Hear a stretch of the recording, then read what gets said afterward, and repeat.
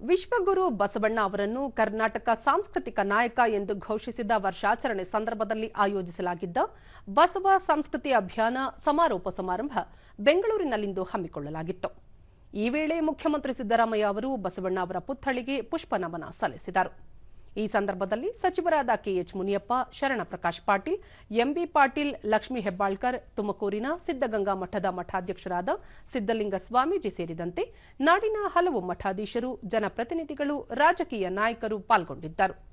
ಇದೇ ವೇಳೆ ಮುಖ್ಯಮಂತ್ರಿ ಸಿದ್ದರಾಮಯ್ಯ ಅವರನ್ನು ಗೌರವಿಸಲಾಯಿತು.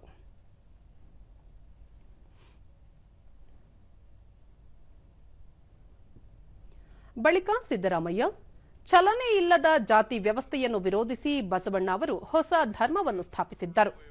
ಬಸವ ತತ್ವ ಶಾಶ್ವತ ಮತ್ತು ಪ್ರಸ್ತುತವೂ ಕೂಡ.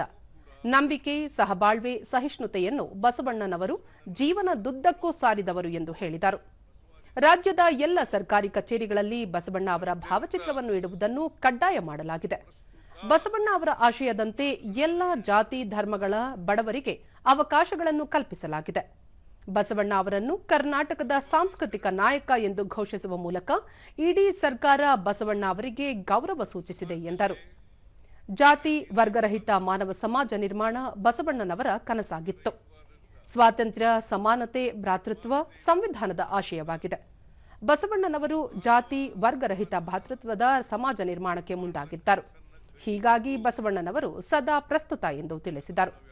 ವಚನ ವಿಶ್ವವಿದ್ಯಾಲಯ ಸ್ಥಾಪಿಸುವ ಬೇಡಿಕೆಗೆ ಸರ್ಕಾರ ಸಮ್ಮತಿಸಿದ್ದು, ಮುಂದಿನ ವರ್ಷ ವಿಶ್ವವಿದ್ಯಾಲಯ ಆರಂಭಕ್ಕೆ ಕ್ರಮ ಕೈಗೊಳ್ಳಲಾಗುವುದು. ನಮ್ಮ ಮೆಟ್ರೋಗೆ ಬಸವ ಮೆಟ್ರೋ ಎಂದು ನಾಮಕರಣ ಮಾಡುವ ಕುರಿತು ಕೇಂದ್ರ ಸರ್ಕಾರಕ್ಕೆ ಶಿಫಾರಸು ಮಾಡಲಾಗುವುದು ಎಂದು ಹೇಳಿದರು. ನಮ್ಮಲ್ಲಿ ಯಾವುದೇ ಭಿನ್ನಾಭಿಪ್ರಾಯಗಳಿರಬಾರದು, ಯಾವುದೇ ತಾರತಮ್ಯಗಳಿರಬಾರದು, ಯಾವುದೇ ಅಸಮಾನತೆಗಳು ಇರಬಾರದು.